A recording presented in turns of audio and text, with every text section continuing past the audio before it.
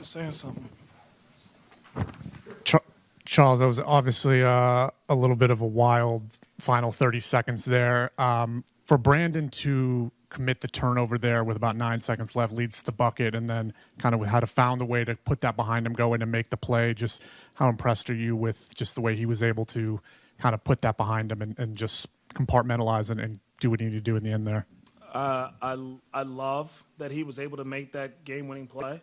It was like a cool moment to see it all come together, like you said, in terms of he turned it over in a crucial moment, and to find the composure and the poise and the confidence and the resilience to just battle back and continue to fight doesn't surprise me, though, because that's who Brandon Miller is. Like, his character and who he is about winning and building winning habits. And so with that type of guy and that type of mentality and mindset, he's going to really help this organization continue to build sustainable success. So, like, super proud of him, super proud of the whole team to keep fighting.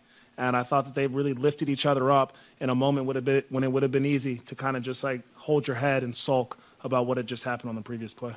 Cade Cunningham was getting whatever he wanted in the paint in that first quarter. Seems like you guys went to Josh Green and Cody a little bit to play defense on him. You had some help at the right time. Make sure that when he was making that move to the basket, you brought a good double. What was the adjustment you made on Cade, if anything? Yeah, I thought that in the first half, first of all, like in our center field coverage, I thought our shifts were there. And, like, talked to the team about we're definitely shifting, but we have no activity. And so there was a couple clips, to your point, where Cunningham is dribbling, he's in the paint, and our guys are standing right next to him, and they're kind of just, like, opening up. And I thought in the second half we did a much better job of having the shift activity, the combination of both.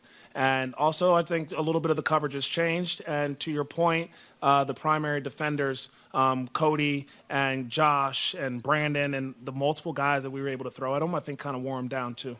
4 hours ago, you just walked in here and told us how you want to see the backcourt defenders or the backcourt players help out on the glass. To have Brandon make a swim move, get the game-winning layup there, what does that kind of do for you after you just told us that's what you were trying to see? Yeah, credit to the staff. I think that they pointed out that, first, I think it was 4 games, we were one of the best offensive rebounding teams in the NBA.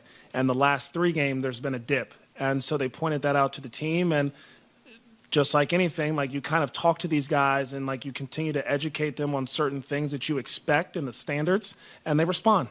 And that's where I freaking love them. And they did a great job, and Brandon in particular on that offensive rebounding play. But I also just want to point out we are undersized and undermanned a little bit right now, and we talked about defensive rebounding too. And we gave up, I believe, 1 offensive rebound to their bigs this evening, which shows just a collective effort and mindset to keep these guys off the glass.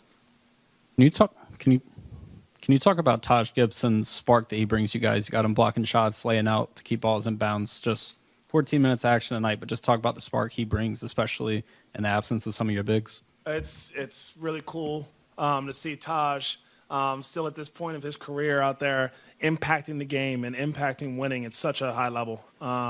He wasn't in the rotation for the first couple regular season games, and the type of person that he is, the type of competitor that he is, he continued to stay ready. And he made all of our stay ready groups even better.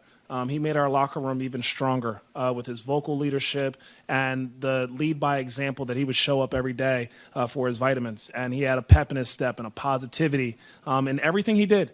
And I feel like whenever you attack the day and have that mindset, it becomes contagious, number one, but it also helps prepare you to be ready for your opportunity. And so he's doing a heck of a job of taking care of his body and doing all the right things that he needs to do to be ready to play.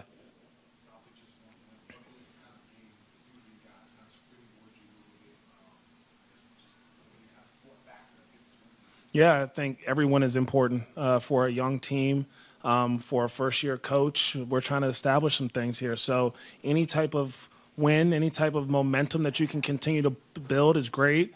But the thing that we're going to continue to focus on is our process on every possession. So when we come in tomorrow, we still want to watch some film, and we want to continue to learn and just keep getting better, not relax, not be satisfied. And it is a really good win, but it's also just something that's the next part of our step in our journey of the season. Out of halftime, Miles Bridges got back door for a lob dunk. looked like a similar play was ran for him in the fourth quarter. Can you kind of talk us through calling a play like that for Miles, his ability to throw down lobs like that, and then just what you saw from him as a whole tonight? You talked pregame about the leap that you're expecting him to make offensively, and I mean tonight we saw it. Yeah. Well, first, I don't like you telling all of our ATOs right now, so now I got to come up with some new ones. But the idea is just to try to find moments where we can continue to keep him involved in the offense. I think with our new running habits, at times, we can run a point action or a small action, or it's a pick and roll for one of the guards. And sometimes he happens to be that guy that's in the corner and not involved in the action. And so there's just been a little bit of a mindset from our staff and from myself to continue to try to just incorporate him in our ATOs. It's just one extra possession that we can continue to see him touch the ball. And I just thought that today he was great on both ends of the floor. I think you saw somebody that was just more decisive, a little bit more aggressive, and he put his footprint on the game in both sides. So, really just happy and proud of him for continue to stick with it. It would have been easy for him to make excuses or to continue to just kind of get lost in the sauce. But he's just trying to find every way he can to help us impact winning and just continue to get better.